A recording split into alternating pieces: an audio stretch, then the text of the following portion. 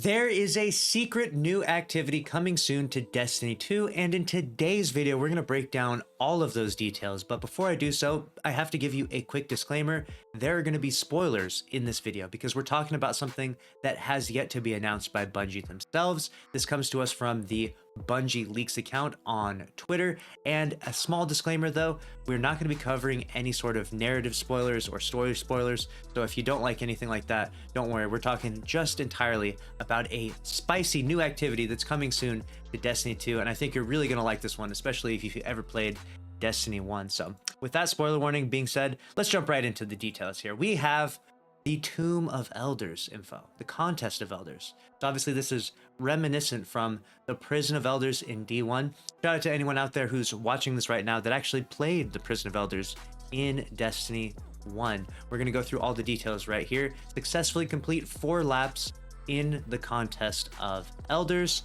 Now, when you're doing so, there's going to be Warden's Judgment, a dynamic range of values tied to the activity's difficulty. Stacks of positive judgment are called Warden's Favor and increase the encounter difficulty. Okay, so if you're going through activity doing the right things, it's just going to get more and more difficult. And stacks of negative judgment are called Warden's Punishment and slightly decrease the difficulty. I think this is an excellent dynamic because what this will allow is teams that want to go in there and be super sweaty, right? They're going to have crazy builds, crazy weapons, even, their teams are all divided up and they're trying to run through this activity efficiently. This activity will get significantly more difficult for them, and I think that's cool. But also, if you're going in there and you're just like, hey, I just like to play Destiny 2 because it's fun, I'm just here for the entertainment, I'm not trying to get a world's first, I'm not trying to get the speed run world record for Contest of Elders, well, this activity is also for you as well, because as you get Warden's Punishment, it will slightly decrease the difficulty. So that way you can still beat the activity and still get the loot.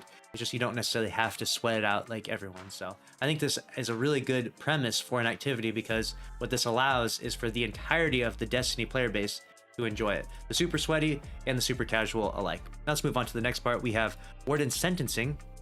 Following every reward phase, the Warden will assess the fire team's judgment rating. Warden's Favor allows the fire team to skip an encounter, while Warden's Punishment activates the punishment protocol. Okay, very interesting. So if you actually get Warden's Favor, you'll be able to skip an encounter, which would presumably allow you to complete the entire activity much faster. So what this does is it creates a dynamic where if you go in and you have a super sweaty build, super sweaty team, really good God-rolled weapons, you're min-maxing to the highest degree, right? You're going to go through this activity so much more efficiently. That way you can farm the loot for the certain loot drops that you're looking for really, really fast, which I think is an excellent dynamic. And what this does though is that it actually punishes or makes it a little bit longer of an activity for those who are less efficient. So newer players or players that are just playing a little more casual pace kind of get punished a little bit, which I know people are often frustrated by and they think that's kind of a lame dynamic. But what this does is actually creates a sort of aspirational content. So that way, if you want to get better at the game, there's kind of a path there for you. And then when you do actually get better at the game, like say you get better builds or better weapons, well then it has a purpose, right? If there was no purpose to getting the better weapons and better builds, then no one's really going to play, no one's really going to chase after that. So I do like this. I think it creates an aspirational element to the game, something that I'm personally a big fan of. Let me know if you agree or disagree down in the comments below. I don't know what the Warden's Punishment is going to actually proc. We got Punishment Protocol. What are we doing? What are we going to actually do to the people out there just because they didn't beat it as fast or efficiently? I wonder. Could get pretty crazy, right? And we have secondary objectives. Challenges and critical objectives appear in every encounter. Nice. Mastery of these objectives contributes towards Warden's Judgment. Okay, so it's not just all about get out there and get to mowing down a bunch of dregs and melting a bunch of bosses. It's not all like ad clear. There are going to be critical objectives, which I think are good. And one thing I think Bungie should really try to do with this is come up with some unique and maybe creative objectives, things that maybe we haven't seen before. Because at this point in time, we're 10 years deep into Destiny 2, and it feels like we've seen every objective under the sun. I did like that new mechanic in the new dungeon that just came out where you had like a decoy that you created. I thought that was kind of neat. I enjoyed that. And I think that if Bungie keeps pushing the envelope with stuff like that, coming up with newer, more creative things. I think that Destiny 2 has a really bright and really promising future, because if we're going to be playing this game for another 10 years, because that's what Bungie's plan is right now, if we're going to be playing for another 10 years, every new activity needs to have some unique new objectives that we've never seen before. So that way we're not just doing the same thing, rinse and repeat for 10 years, because that's how we're going to lose the player base. That's how we're going to lose those populations. And overall, just the game's just going to go into decline again. Now next up we have rewards, and this better have some good rewards, right? Granted upon the defeat of a boss, subsequent laps pay out better rewards. Stacks of Warden's Favor increase your rewards even further. Okay. So we don't know exactly what these rewards will be, how powerful these weapons are going to be, how powerful the armor might be, but we do know that if you get those stacks of Warden's Favor, if you go through it efficiently, you'll get increased rewards. So you'll get either multiple loot drops or maybe even powerful versions of them, things like that. Maybe multiple perks on the weapon. I could see there being a way where, you know, maybe you kind of go through it pretty slow, or you take your sweet time and you get just one perk in each column, right? For your weapon, your SMG that drops, right? Well, maybe if you go through it super fast and super efficiently, maybe you get 3 perks in each column. That would be pretty interesting, and enhanceable ones even too. Could all be very interesting and could definitely lean people into that aspirational content to wanting to farm through this faster and get better and getting more proficient at the activity. And it adds a ton of replayability to an activity like that as well. So I'm a big fan of that. And this isn't even everything. We also have a second page of info that we need to cover. So buckle up, it's about to get pretty crazy, because we're gonna go through all the bosses and the names of them. There's a harder Kel's Vengeance rule set, but I think it's just adding a few modifiers and upping the difficulty. Okay.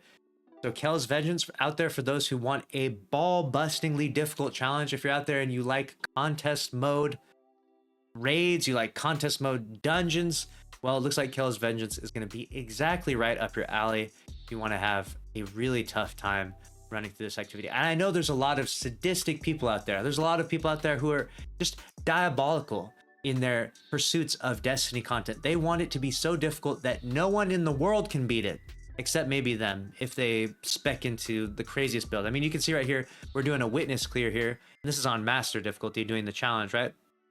There's people out there crazy enough trying to solo this, and they do successfully.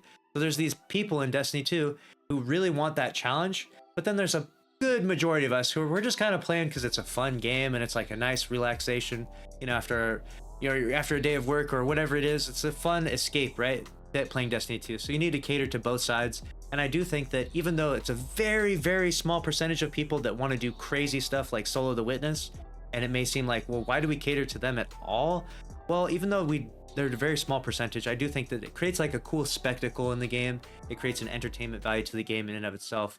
I myself enjoy watching the crazy challenges that people come up with, whether it's world's first races, whether it's solo the witness, or whether it's stuff like this right here, the contest of elders. But let me know if you agree or disagree. And let's jump on to the next part here. We got the bosses for the Tomb of Elders. Okay, the main bosses. We got Skolas is coming back, excellent.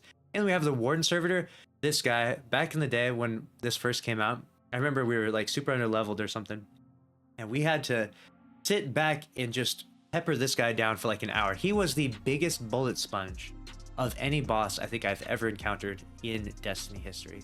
And he wasn't even challenging. You just had to sit there and shoot him forever though. And then we have Revenant Barons. We got the Riflemen's here. We got the Hangman. We got the Mindbender, the Machinist, the Trickster. This one is my favorite of the Barons personally. Let me know which one you like the most. Then we have the Mad Bomber. We got the Legacy Prisoners. We got Hexus, Twice Betrayed. We got Wexus. Wow, very creative there. We got Kexus, Wexus. What's next? Chexus. Oh, Psylocke the Defiled is here. Let's go. Psylocke the Defiled. Who remembers that? That's probably one of my favorite lines from Varix. There he goes, Psylocke the Defiled. Oh, dude, that's so good. That should be my alarm to wake me up in the morning. Psylocke the Defiled. Urox, the Risen Ember, and then we have Lucent Hives. We got Wizards, Lucent Wizard, Lucent Hunter, Lucent Titan, and the Lightblade. Got it. So, Lucent Hive, very interesting. We got the Lightblade. Huh. Okay. Dread Colony. We're gonna have Subjugator of Whispers. Interesting. And then we got Gladiator Brothers. The brothers are back. The Shield Brothers. Okay. You have me sold now. This is going to be really good. Okay, this should be a really fun activity. We're tapping into the nostalgia Bungie in a way that's not cringe and just recycled content. We're adding a new flavor to a new activity. We're We're adding some depth to it, so people who want a challenge can have fun, and people who want a casual encounter can have some fun. I'm a big fan. Let me know what you agree, or if you agree, down in the comments, and make sure to subscribe if you want to stay up to date on all the news in Destiny 2. I'll see you in the next one. Later.